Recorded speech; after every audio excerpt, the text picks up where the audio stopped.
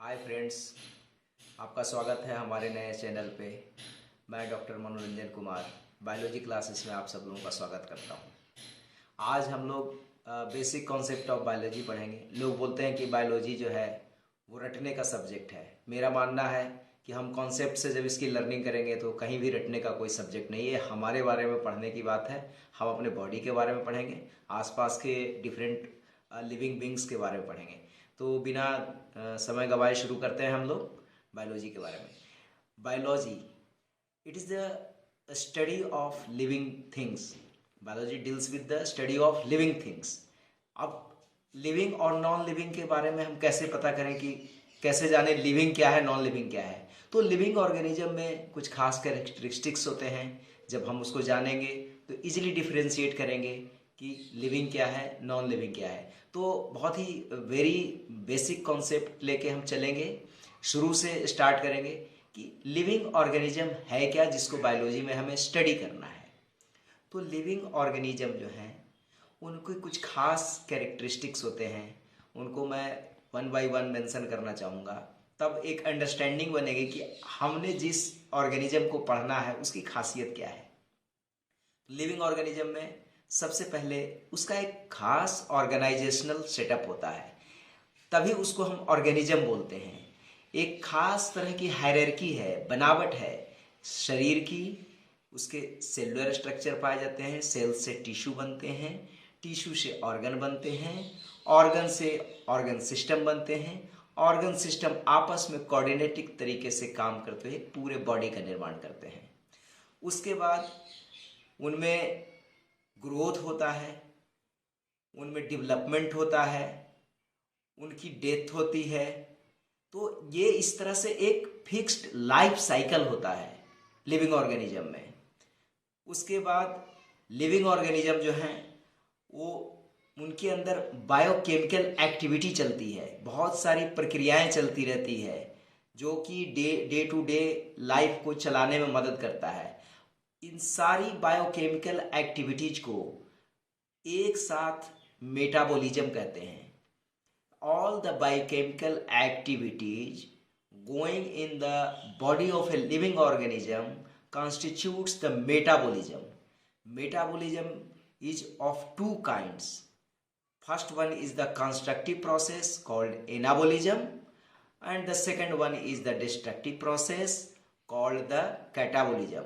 However, it is destructive process, something is going to break down, but it is in the purpose, it is also a constructive process, because if the food doesn't break down, then we won't get the desired energy from the process of oxidation, and ultimately the process of respiration, which involve the breakdown of the glucose with the help of oxygen to generate the energy. Hence it is destructive in action but constructive in purpose. Then come to the characteristics of living being. Living being has the character of acquiring the nutrients by the process of nutrition. Nutrient helps in growth, development and maintenance and gaining the energy of the body, energy for the body.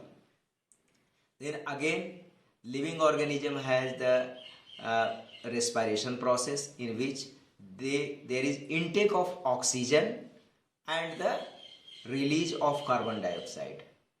Then next characteristic is the reproduction. Reproduction is the process by which there is production of offsprings of its own kinds, अपने तरह के जीव की उत्पत्ति करना जिससे कि उसकी संतति कायम रहे। तो ये है reproduction.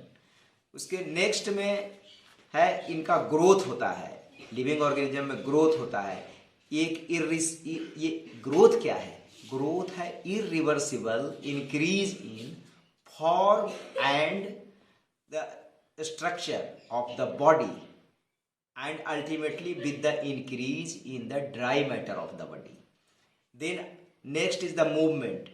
Movement is the process by which any living organism move its body parts or as a whole body, as in case of locomotion generally it occurs in the animal, while plants move its body parts. Then movement is another characteristics of the living being. Then again the process of excretion. Excretion is the discharge of body wastes from the body. Then sensitivity and the adaptability. Sensitivity is the response of the body to the external stimuli. मतलब कि बाहरी किसी भी environmental change को या disturbance को body respond करता है.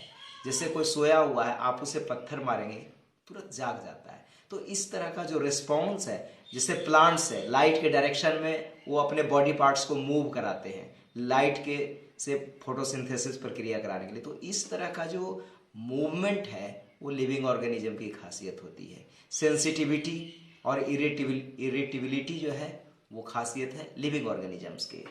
Then healing and regeneration. If there occurs any injury to the body, then body repairs it either by healing or by regeneration. Healing and regeneration is the different thing. Regeneration is the replacement of the body parts by its original parts, while repair by fibrous tissue to heal the wound is called healing. Then ultimately, after completing the life cycle, there occurs the death of the organism. Thus, the process and the procedures which differentiate the living being from the non-living being. Today, we have discussed about the characteristics of living being, just to differentiate it from the non-living being, so that there will be ease in the study of the living beings. And in the next video we will talk about the organizational setup of the living being, and also we will discuss that what is the cellular pattern, tissue pattern, or organ pattern, organ system pattern, which type of the hierarchy that the living being follow. So we will meet in the next video. Thank you so much.